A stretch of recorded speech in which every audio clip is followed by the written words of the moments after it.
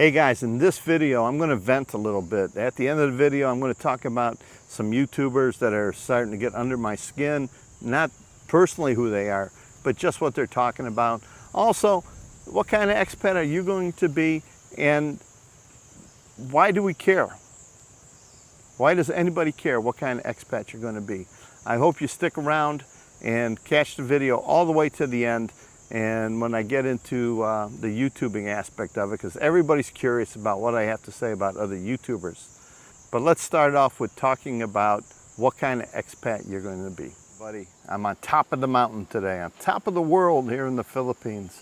I want to talk to you about just some things in general. And you know, guys, I've been talking a lot about finances lately, budgeting, you know, different scams, which I always talk about. But I want to talk to you about, why are you going to come to the Philippines? What is the draw for you to come to the Philippines? And what kind of expat are you going to be here in the Philippines? You know, I've been watching a lot of other channels, and you know, a few guys have brought up a lot of good points of the reason they come to the Philippines. Not everybody comes here to go island hopping. Not everybody comes here to see how many different beaches they can go to, or how many different golf courses they can golf, and you know, visit as many islands as possible. A lot of guys come here with the idea of settling down, finding a peaceful way of life, you know, finding a significant other, and just having an enjoyable life. And the audience that I'm hoping to attract here is that audience that is looking for an enjoyable life. Improvement in the quality of the life that they have back home to here. Now, you know, there's a lot of things going on back in the States, and I'm not in Europe, I'm not from Europe, I don't know all the politics there and everything, but Europe is a mess to begin with. You got a war on one side of Europe, and the immigration problems there are bad too. So as an individual, and you're older, you know, you're not an activist anymore. You're not involved physically in politics where you're running for office. You're really trying just to retire and have some peace of mind and have some enjoyable time left on this earth. And we come here to the Philippines, and you may choose Thailand, you may choose Cambodia, but I chose the Philippines because of the language and the ease of living here. The tourist visa. So many guys tell me how hard it is with the tourist visa in Thailand. You know, it could be expensive. A lot of border runs. What is it? Every 90 days you have to make a visa run in Thailand. I don't know what all the cost is for visas in Vietnam and Cambodia, but nowhere is it as easy as it is here in the Philippines. The Philippines is, you get 30 days as soon as you get off the plane with an American passport. You're getting 29, 30 days. Sometimes they'll give you another 29 or 30 days for a total of 59 days. And then you just extend it every 30 days, 60 days, 90 days. You can do that online now. So all that is so easy. And if you're looking for peaceful life, you're looking for, you know, a girlfriend, a place to have a home, a place where you can make good friends, you can do that here in the Philippines. You know, you come here and you just enjoy your life. Now, there's so many types of guys that come here, and there's nothing wrong with any of them. We all have different agendas at different points of our life. You know, if you're coming over here as just a 2-week millionaire, you're coming here for a month vacation, yeah, you're looking for different things than I am. Yeah, you're going to go island hopping. You're going to go see different places, want to visit more than one city, date more than one girl. You want to come here and have a great experience. You want to enjoy life to its fullest while you're here, and be at ease with yourself that you did nothing wrong. Because just be honest with people. Don't come here thinking that you're going to abuse people because you know you're leaving in 30 days. You have to have some respect for people and the consequences of your actions. You're going to meet people who like you, you know, and they're going to consider you a friend. And if you're just going to use them for some sort of fun and games, and then just discard them, well, that's your conscience. You have to sleep well at night. And I'm sure a lot of you guys, things just don't bother you. You can drink and you can be obnoxious knowing you're leaving. That's not the kind of expat I am. That's really not the kind of expat I want to hang around with. But there's nothing wrong with that. You can go up to Walking Street. You can go to Angeles City. You can be that guy that's looking for a lot of sex. I'm not saying you're a sexpat. That's what I did when I was 30, when you'd go out to the clubs at night and you go out to the bars. Who you going to hook up with tonight? There's nothing wrong with that, but it's not the kind of lifestyle that I was looking for and the improvement of the quality of life I wanted coming here to the Philippines. And that's the majority of people. The majority of my friends, the majority of the guys I know here are not of that mode. They're mostly humble men who've worked hard their whole life, looking to have a peaceful existence with the locals, their neighborhood, their community, the town that they're in. Now, I've noticed a lot of guys online now are starting to pick on other YouTubers, other expats for their way of life, and complaining about, I'm going to say Steve up in Batangas, or Tres Martires, where he lives, that he doesn't travel around the Philippines. Well, I don't travel around the Philippines either. I'm not in Mindanao. I don't go to Palawan. I don't go far from my home base here.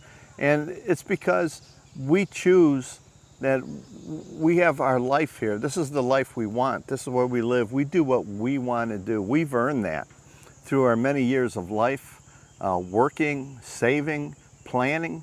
So just because you like to drink beer and go around and womanize, don't criticize the guy who wants to stay home and relax and be with his family and his friends. Same as that guy who stays home with his family and friends. Don't be criticizing that guy that's drinking every night. That's his life. Let him do what he wants. We all live our own life. We shouldn't be judging other people for the type of life they want.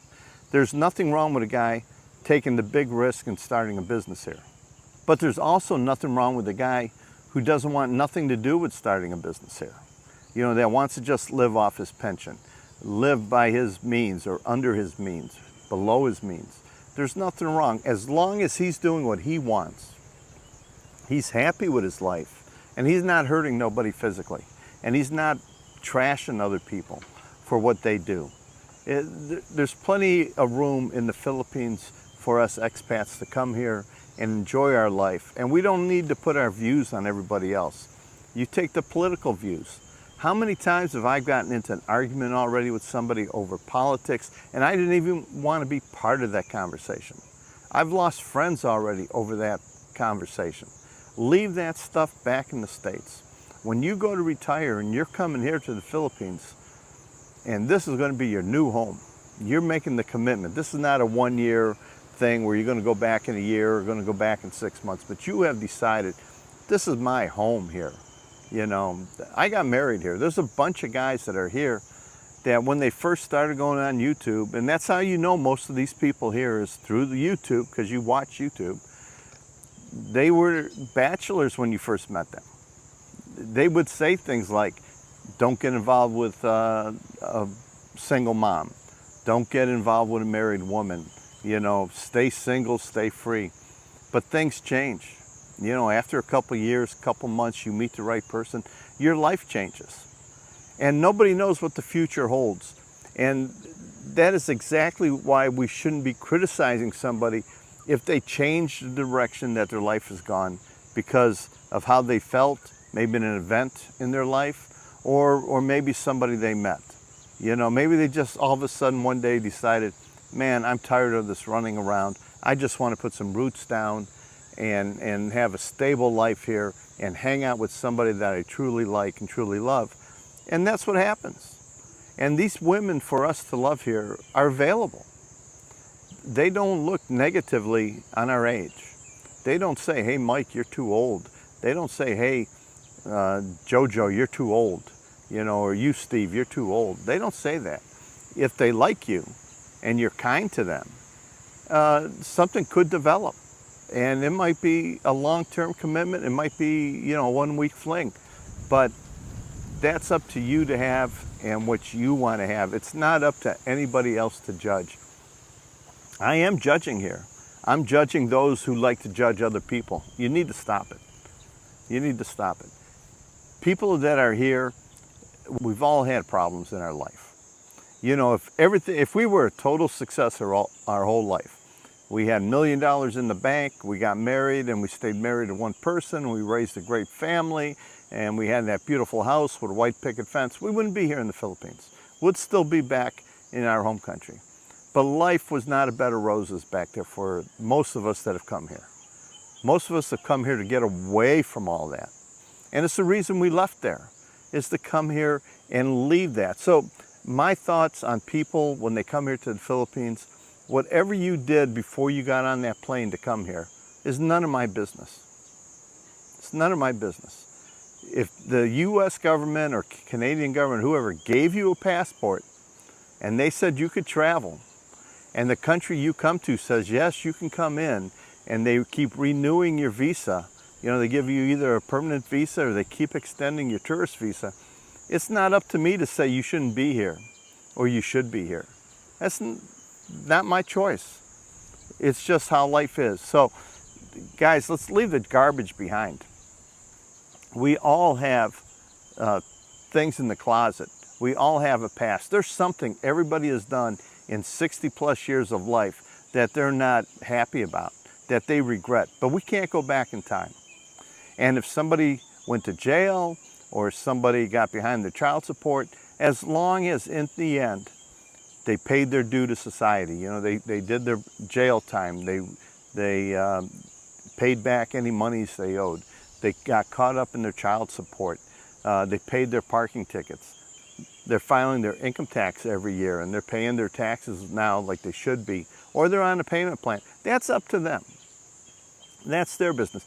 But they get off the plane, if you treat me nice, if you treat me with a little bit of respect, and you treat Janet with respect, we can have a great friendship. I'm not going to judge you on your past life. That is the past. We all come here for a fresh start. We all come here for a new way of life. And we all come here to enjoy the fruits of our labor. You know, we've worked a long time to earn, even if it's just a little bit of Social Security, you worked a long time to earn that. And if you have another pension on top of that, you worked even harder to get that one. And if you're a military vet and you spent 25, 30 years in the service and you're retired, bless you, you deserve every dime you get and spend it any way you want. And if you want to marry a girl here in the Philippines and you want to take her back to the US, that's up to you. If you want to marry a girl here in the Philippines and stay in the Philippines, that's up to you. You want to buy her land and a house, that's up to you. It's no one else's business. We all just want to wish you the best. That's what we should do. Wish everybody the happiness. And just hope that they wish the same upon us. And I know in the comments section, I'm going to get a ton of comments. I get a lot of negative comments lately. But the whole reason of coming here, the whole reason that you decide to come to the Philippines is to enjoy life. You know, get away from the rat race and enjoy your life. Get out of the, you know, bumper to bumper traffic every morning going to work. Get out of when you get home and open your mailbox and all the mail there's like 10 or 15 letters and 8 of them are bills and scamming things and wanting you to join this and that. Here in the Philippines, you don't get that. Chances are you don't have a mailbox here. We don't have a house address, you know. When we were up in Cebu, we had a mailbox in the lobby, but the only bill that ever came there was our once-a-month electric bill. You know, so it's a much peaceful type of life here. It's easier to control. It's easier to control financially. And people on the budget end of these things, where people are trying to judge somebody. Oh my God, Mike, you know, I told everybody I'm going to be paying $35K for rent. Oh my God, Mike, oh my God, you're so overpaying. You're going to ruin the Philippines for everybody because you're paying $700 a month rent or $650, whatever it comes out to. No, I'm not. No, I'm not. The house I'm renting, chances are a Filipino family wouldn't want to rent that house. They could go to the bank and get a loan and build a house if they had that kind of money to spend every month. These houses are built, the specs of these houses that people are building or changing for foreigners to live in and charging a higher rent are westernized. You know, they have the Western style shower, the hot water, the comforts at home. You know, they have fully furnished, good mattresses, good beds, good appliances. You know, they have security and they're safe. And the place we're going to, they supply the landscaper. 2 people, one comes in every day to clean up around the yard, and then a guy once a week to clip the leaves out of the trees and keep the trees all looking nice. People who care about their property want tenants in there who care about their property also. And by giving away the rent, charging only $100 a month rent, like some people tell me they get, you're not getting that.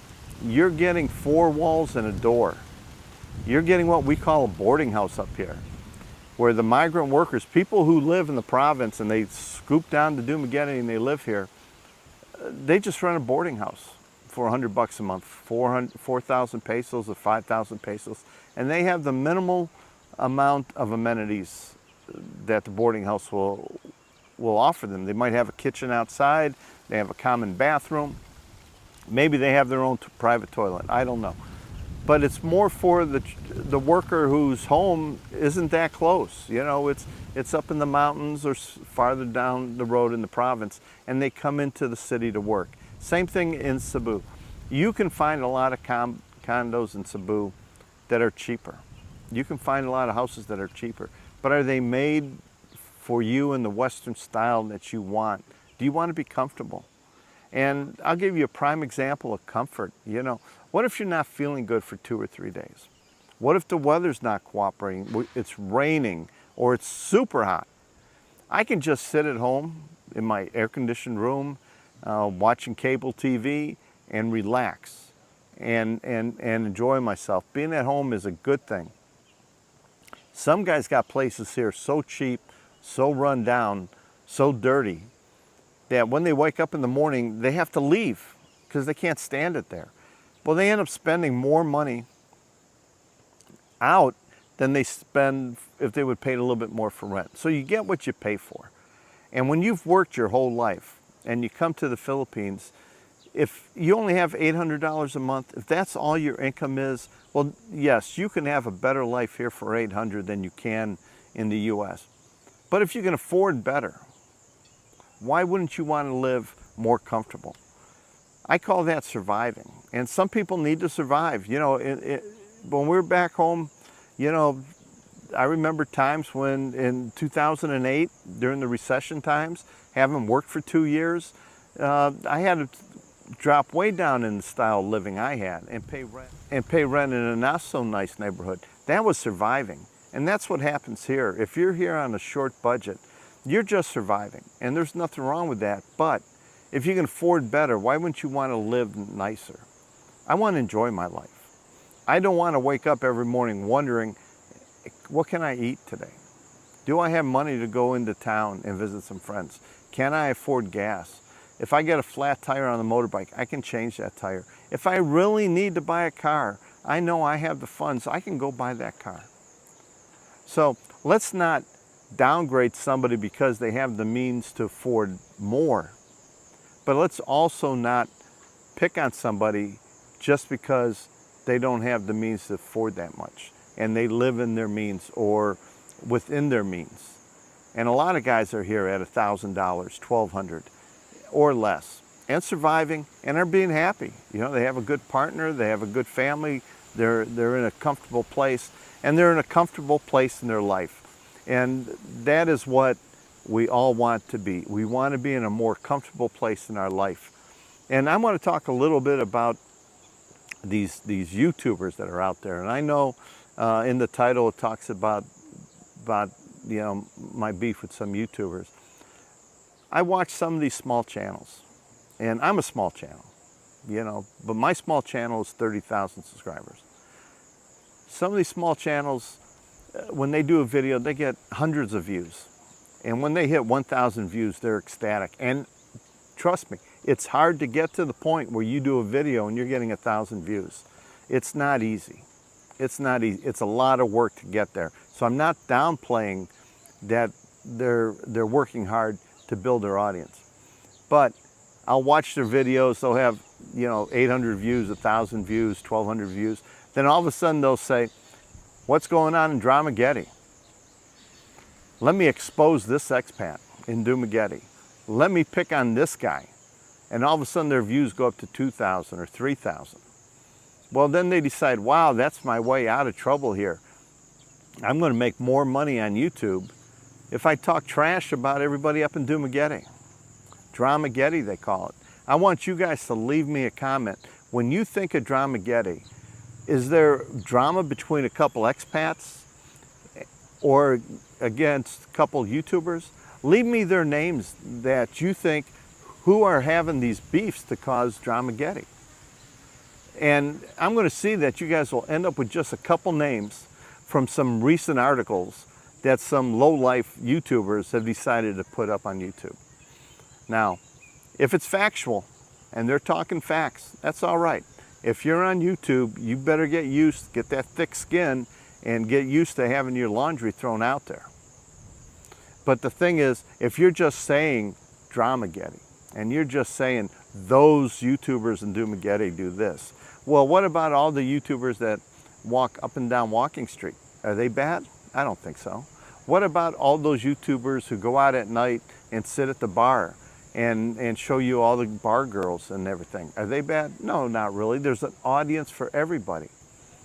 But I'm not throwing their names out there. I'm not saying, oh my God, expose this guy for all the negative stuff he does. I just wish him the best of luck. I hope he can make some money at this.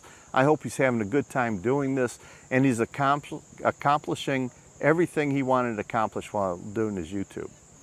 But just to throw up the name of Dumaguete. Dumaguete is a beautiful community. It has the mountains. Look where we're at right now. We're up here in the mountain above Darwin on a Saturday afternoon having coffee and a mango shake and just enjoying. It's cooler up here and we're enjoying the breeze, the shade, and it's lunchtime. And it's just a fabulous place, Dumaguete is. There's so much to do here. People are saying, oh, there's not enough churches here. Well, there is. They built a big Calvary chapel in Valencia. There's many non-Catholic churches here. There's a Methodist church here. There's a Jehovah's Witness church here, and more than one. There's many of them. And there's plenty of places to go religious-wise. There's plenty of gyms here. People say, well, I need a gym. Well, there's a lot of gyms here in Dumaguete. I don't know how many. I don't look like I go to the gym often, but there are a lot of gyms. Public pools, yes, they're not public, they're private. You pay a reservation fee or an entrance fee to go into these resorts, and you can use their pool. And a lot of time, what you pay to go in, you can use it towards purchasing food, so it's really not a loss. There's plenty of places to go and relax and enjoy and have a great day. The road system here is nice. Yes, downtown is congested. Yes, downtown has a funky one-way street system, but they're starting to have stop signs. I saw 2 stop signs up in Valencia, and I saw a bunch of stop signs along the diversion road going towards Subalan. So slowly but surely, they're going to improve the road system and the traffic. The police are out more in force here now. The PNP, the Philippine National Police, the Highway Patrol, they're double checking everybody's registrations, making sure their motorbikes and their cars are registered and up to date. So Dumaguete is a growing city, lots to do here. Within an hour's drive, you can do so much here. Up in the mountains, you can go to the beaches of Zamboanga, you can go to Bayawan and enjoy a beautiful beach there. You can go up north to the sandbars where the dolphins are, or you can take a quick ferry across the Cebu and go to Oslo and see the whales, or go up to Molobolo and swim with the sardines. There's so many things you can do within a short distance of Dumaguete, and they're day trips. So down talking Dumaguete as a trash place, too many foreigners, too many YouTubers. It's not. It is if you want it to be. But it's a destination place. It's not a tourist place. It's a destination place for life to live here and enjoy life here in your golden years. There's plenty of places to live, plenty of things to do, a wide variety of restaurants, and they close up early. You know, other than being on the boulevard, even the boulevard at 10 o'clock at night, they close up. You know, it's like a curfew. Everybody on the boulevard starts leaving at 10 o'clock at night. So guys, quit picking on Dumaguete. I know by me saying that, more and more people are going to pick on it. But Dumaguete is a great town. If you've been here for more than a week, you know what a great place this is. And it's starting to be a scuba diving destination here. And we're going to do an interview with Justin, Critter Hunter, Critter Republic, shortly. And we'll talk about what great diving you can have here in the Dumaguete area, south of Dumaguete along Darwin and Zamboanga. All right, guys, don't forget to leave me all the comments in the bottom. I know I've been venting a little bit, but I'm an old guy. I'm allowed to do it. And guys, don't forget to like and subscribe to Mike's Philippine Retirement. Check it out, guys. Thank you. Where am I going to put that?